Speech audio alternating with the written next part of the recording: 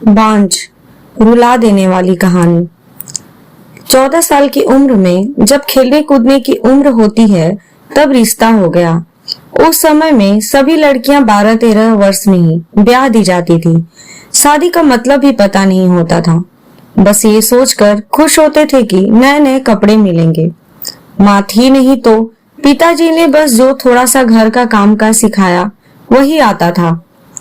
शादी का दिन आया और बस सारी रस्मों के बाद विदाई का वक्त भी आ गया। रोते रोते डोली में बैठकर ससुराल पहुंच गई। इतनी आलीशान हवेली देखकर मन ही मन बहुत खुश हुई। तभी सासू माँ की आवाज आई, अरे जल्दी से कलश लाओ, बहू आ गई है। और मैंने घूंघट की आड़ से ही अपनी सास को देखा। आंखों से एकदम सख्त मिजाज की लग रही थी मुझे। सच मानो थोड़ा डर गई थी उन्हें देखकर। सारी रस्में खत्म होते होते रात हो गई थी। बिस्तर पर लेटते ही नींद आ गई। सुबह सुबह नौकरानी ने आकर जगाया था कि चलो रसोई बनाने की रस्म है। तैयार होकर रसोई में गई और खीर बनाई।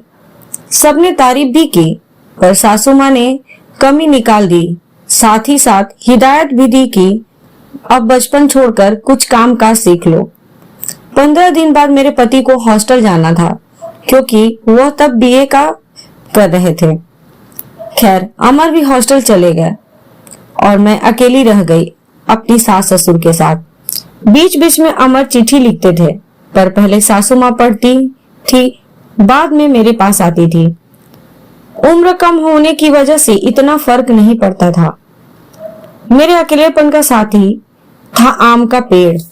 हाँ, वही आम का पेड़ जो हवेली के पीछे आंगन में लगा था।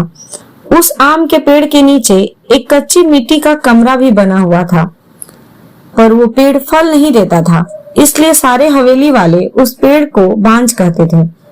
पर मुझे न जाने क्यों उस पेड़ से बहुत प्यार था। जब काम से निवृत्त होकर कुछ फुर्सत के पल मिलते थे तो एक वही पेड़ मेरा साथी होता था। उससे देखते हुए मैं अपनी सारी थकान भूल जाती थी। 2 साल बीत गए और मैं 16 की हो गई। अमर की भी स्नातक की पढ़ाई पूरी हो गई थी। आज अमर वापस आ रहे थे। सासू माँ सुबह से ही तैयारी में लगी हुई थी। खुद ही रसोई में जाकर सारा जायजा ले रही थी। मैं भी बहुत खुश थी कि अब मुझे अकेले नहीं रहना पड़ेगा। 16 श्रृंगार के साथ मैं पूर्ण स्त्री की तरह महसूस कर रही थी। आज मांग का सिंदूर कुछ अलग ही लालिमा लिए हुए था। शायद वह लालिमा मेरे चेहरे पर भी दिख रही थी। तभी तो सासू माँ मेरी सास ने मुझसे कहा कि जा अपनी नजर उतरवा ले, अमर आ गए हैं। हवेली की हलचल से पता चल गया था मुझे। खाने पीने से निवृत्त होकर सब आराम करने चले गए। अमर भी कमरे में आ गए थे और मैं बस सन से लाल होई जा रही थी।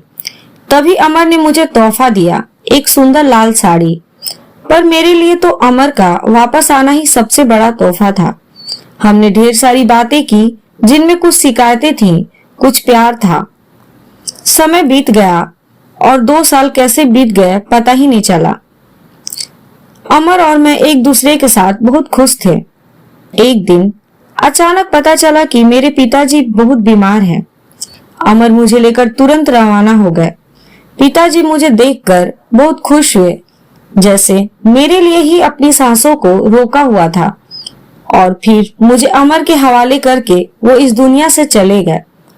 भीगी आंखों से अपने पिताजी को विदा किया। अब अमर मेरा सब कुछ, अमर और उसका परिवार ही था। समय गुजरता गया और अमर ने अपनी लॉ की पढ़ाई भी पूरी कर ली और अब वो सरकारी वकील कहलाने लगे थे। पर भगवान ने मुझे अभी संतान सुख नहीं दिया था। अभी तो सासू माँ दबी जुबान में बोलती थीं, पर धीरे धीरे उन्होंने अपना रुख कड़ा कर लिया। अमर बहुत व्यस्त रहते थे अपने काम में, सो वो मेरे पीछे सारा दिन पड़ी रहती थी। धीरे धीरे सारे गांव में ये बात फैल गई कि हवेली की बहू बांझ है। तीर की तरह चुभता था ये शब्द, पर कुछ कह नहीं पाती थी, सिर्फ आंसुओं से दिल हल्का करती थी। अमर मुझे दिलासा देते थे, पर लोगों का व्यवहार अंदर ही अंदर मुझे खोखला कर रहा था। अमर अभी मेरी उम्र ही क्या थी, सिर्फ 19 साल, और लोगों ने मुझे बांझ बना दिया। बचपन से ही शरीर से दुबली पतली थी मैं। फिर माँ के मरने के बाद ठीक से पालन पोषण भी नहीं हो पाया था। एक दिन अमर जब दोपहर के खाने पर घर आए तो सासू माँ ने फरमान सुना दिया कि हम अमर की दूसरी शादी करेंगे।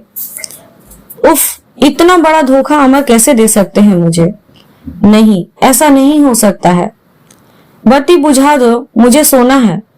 अमर, कुछ बात करनी है आपसे। मैं थक गया हूँ धानी, मुझे सोने दो।